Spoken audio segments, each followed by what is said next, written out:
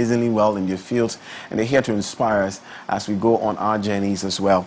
And our motivator for today is the country director for Harley Reid Ghana, an international integrated knowledge advisory and assurance professional service firm. She is a chartered accountant and a fellow of the Association of Chartered Certified Accountants and member of the Institute of Chartered Accountants Ghana, ICAC. She holds an MBA in finance from Stirling University in Scotland and a degree in accounting and finance from Brighton University in England. Edith is a strong believer that the African woman is uniquely placed by way of a force for advancement and achievement globally. She is founder of Strands of Pearls International, a women's organization focused on excellent self-development, business solutions, and peer networking, and serves as a director and member of the advisory board of the African Women in Leadership Organization. Ladies and gentlemen, please help me welcome Edith Uyo-Bukei. Yes, I got it. You did. Good morning. Good morning. How are you? I'm really well, thank you. You look beautiful. I Thank love the you. African print. Let's go. There you go. Yes. Edith, let's talk to you. Now let's look at your journey. First of all, I'd like to ask anybody, what is the first thing you do when you wake up? I join a morning glory session, so it's a prayer meeting at 4 a.m. So I wake up every day at 3:45, and I join this morning glory, and I give thanks, and I focus my mind for the day, basically. Wow. 3:45? Yes. That's quite early. I know. It's Why? on at 4 to 6. When do you go to bed? Or usually? So that's bad. I mean, this is not to motivate anyone. I should go to bed early. But I don't sleep properly before 12. Wow. Yeah, it's a bad habit, but it's a habit that has, over the years, sort of picked up, because that's when you have the time to do all the work that you couldn't get to do in the day, and then you catch up on everything, and then you sleep. Also, you have a family? Yes. Don't you? You have kids? I have 3 beautiful children. Ooh, tell me about them. They're big kids now. They're no longer kids. They're not kids, eh? So my firstborn is 22. Right. My second is 21, and my baby is 17.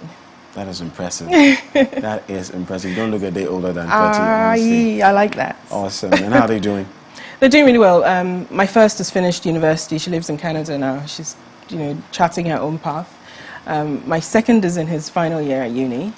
And my third is doing her A-levels to go into uni next year. One of my bosses here say we should move to Canada. So this is the confirmation we need. Thank you, Jesus. Thank you. Edith, growing up, did you always want to do accounting? So growing up, I thought I wanted to do something that was to do with caring for people. So whether it's a doctor or, in fact, even a teacher, I wanted to do something that was impacting. And then my father was a lawyer. So in school, I did science for O-levels. And then at A-levels, I did maths, sociology, and English. So I applied to do law because my father was a lawyer. He'd given me a red book called Learning the Law, and I thought I wanted to do law because I love reading. But I came to Ghana. I was living in the UK then. I came to Ghana for the vacation, and it was a long holiday, long summer holiday, and I thought my father wanted me to do something to fill the time, and I went to do vacation training with a company called Coopers & Lybrand back in the day, now PwC, and I just fell in love with accounting. So I changed my course with my uni and decided to do accounting. So I hadn't always wanted to be an accountant, but there was a point of realization that that's what I wanted to do, and that was what I was going to be good at. And then I did that. So were you born here and then moved to the UK? Yes, so I was born here, did my primary school here at Christ the King, did 1 year at Abri Girls, and then to the UK. So I went when I was about 11. So you went to the UK when you were 11 years old. All right. Would you say that your father's profession, law, had a sort of impact on your decisions also? Or what role would you say your father as a lawyer had on you? Actually, I think it would be both my parents. Okay.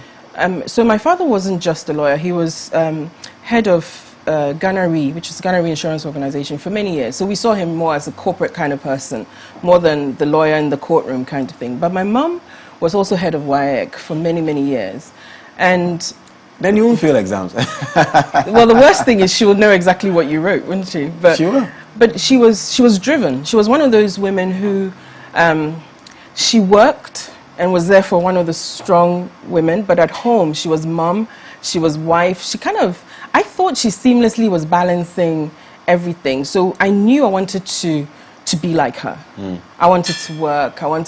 So I think it's both parents. And then also not just that. I think my family also has some really strong role models for us. So it wasn't a question of which particular career I would go into, but I knew I would go into something.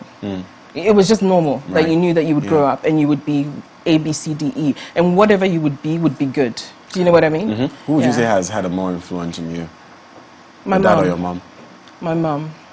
You have siblings? My mom. You have siblings? Yes, I'm the first of 3. Right. I have a brother and a sister. My sister is a lawyer. She's a barrister in the UK. My brother is in finance. So yeah, I think we were all influenced by both of them. And who was mommy's or daddy's favorite? She loved us all equally. You're being modest now. I have to say that as a mother, right? Yes. How challenging was it growing up? Would you say it was challenging?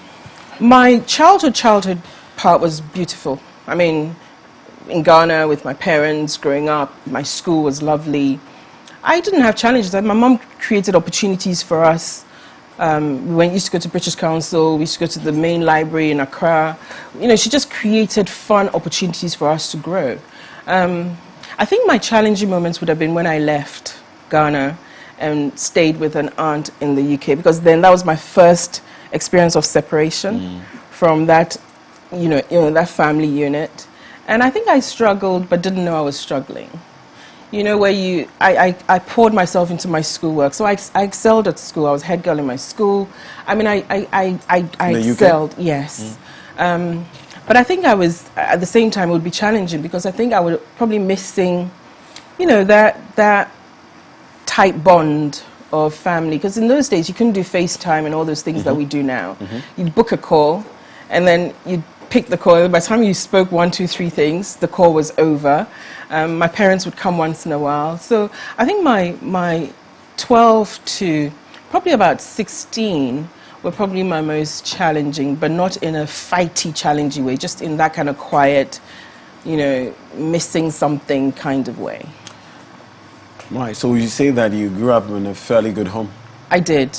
I was and lucky. You'd say that your parents being educated and being exposed also helped in shaping your life, isn't it? Absolutely. As compared to another person who probably may not come from such a home? I don't know about that so much as what we had.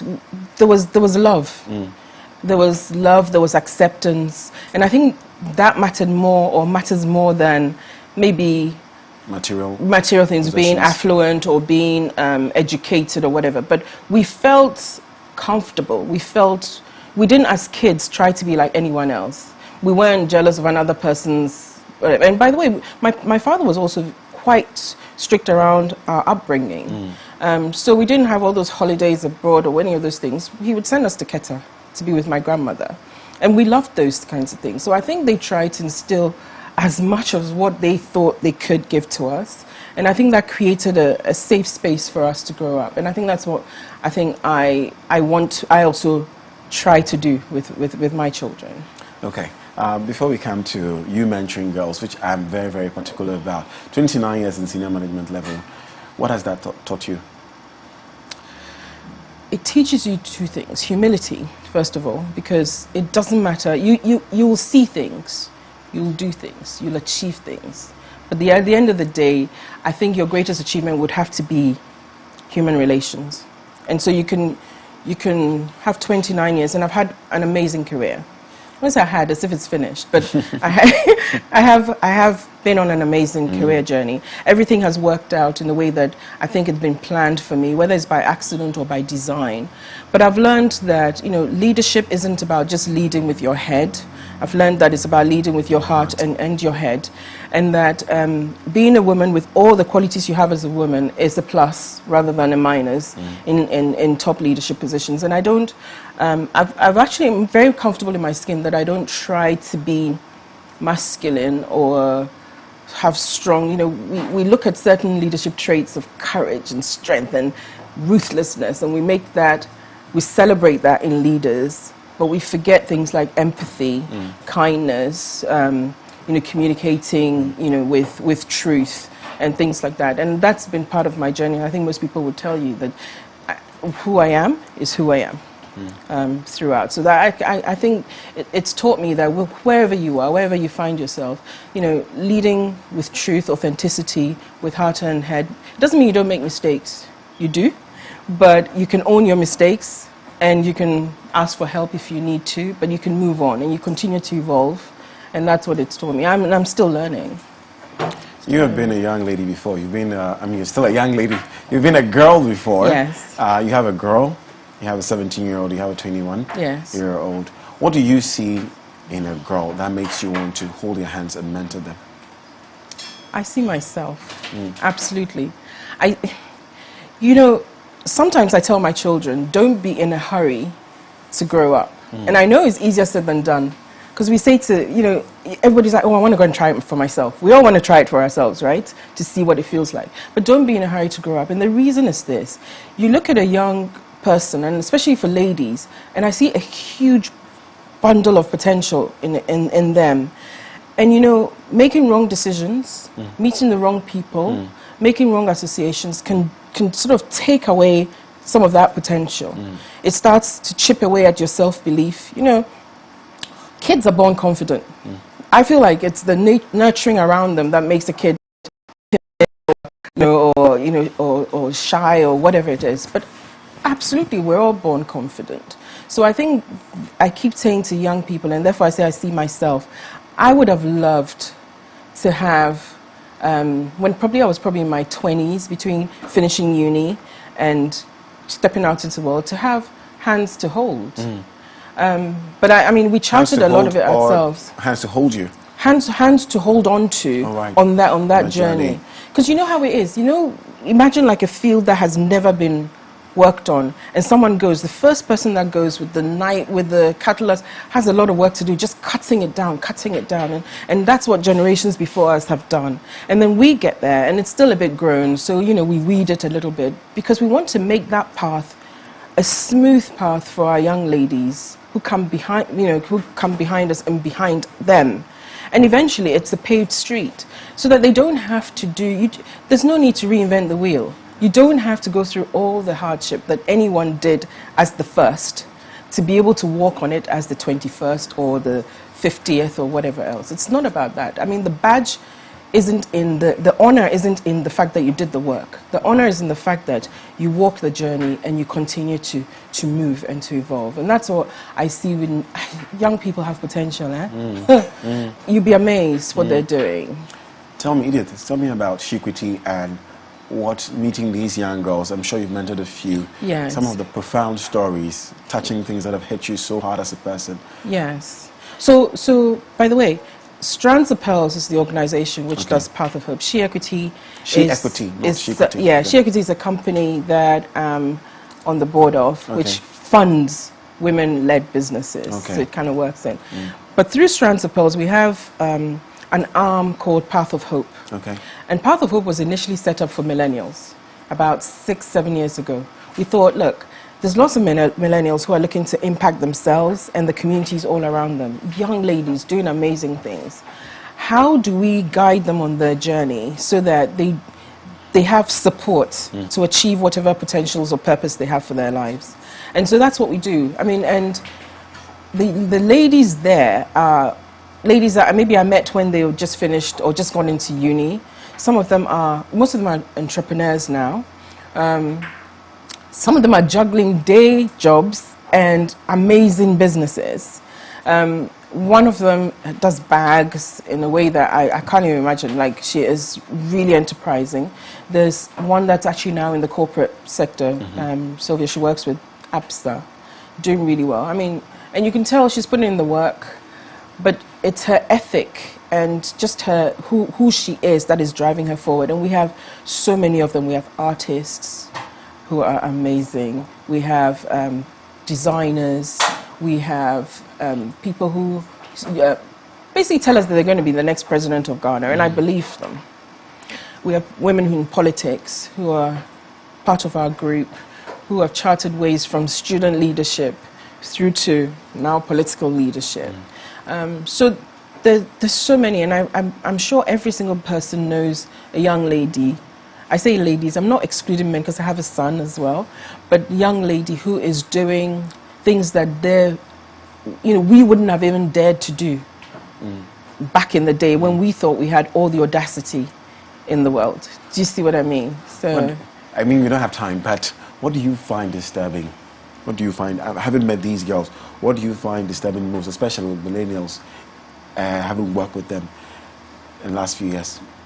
Disturbing. Thinking, perception, that sometimes, emotion. And it's a juxtaposition, that sometimes they don't feel like they're enough. That sometimes they let the world determine how far they can go. Because they get so caught up in themselves. These days, we're much more aware of mental health and wellness. And it doesn't mean it didn't exist back then, but it's more prevalent now because people are talking about it and we're giving them opportunities to talk about it. And what really worries me is the level of the negative impact on mental health of young ladies these days. It could be through just challenges in education. It could be through pressure from families. A young lady can go into uni, finish, and start almost immediately supporting her siblings. Yeah. It's tough. Yeah. And that can't be... she never ends up fulfilling anything for herself because then everything she does is about someone else and family. So many things. And I see a lot of that happening. In fact, sadly, this year, I've heard about young people tell me, I nearly committed suicide. And that shook me or shakes me to the core, even now, that you can reach a level of despair with so much around you. And you can put on the front, and then it gets to a time when you shut the door and you're by yourself, where the reality hits you and you realize. So what we try to do is make sure that when young people know that there is help, there is support, and you don't have to do it all by yourself, and you can ask for help, and the help is there for you. Beautiful. Now, how can we, young men, young women out there, support Strands and Pearls? Yes. How can we be a part of it to help what you're doing? And what books or perhaps solutions do you think you can proffer to young girls out there who may be going through some of these things you just mentioned? In terms of reading or in terms of material, not necessarily books, but I would say that, dialing up on the emotional intelligence quotient is very important. That the self-awareness is key in terms of knowing who you are. Once you know who you are, you start knowing where you're going, don't you? Because if you don't know who you are, you don't know what your purpose is, there is no way that you know where you're going, where you can be consistent about making sure that you're on that path. So self-awareness is important, self-regulation is important, how you react to people and how you perceive whatever they do to you. Empathy is very, very, very important, all leading towards having effective relationships with people all around you. Because at the end of the day, it's not about assets or cash, hard cash or anything when you finally leave this world. We're all going to die, right? But it's about legacy. That someone can say, well, this woman lived, and this is the legacy she left, and this is the impact she made in the world that she was in. Or even in the absence of that, someone can say, when they mention your name, someone can just smile.